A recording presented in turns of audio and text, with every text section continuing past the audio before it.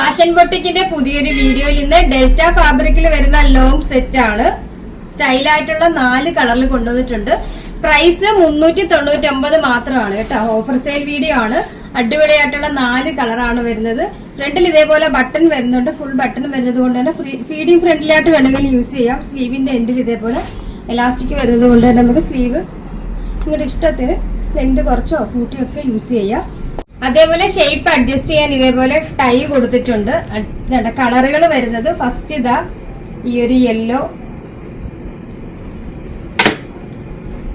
next one blue,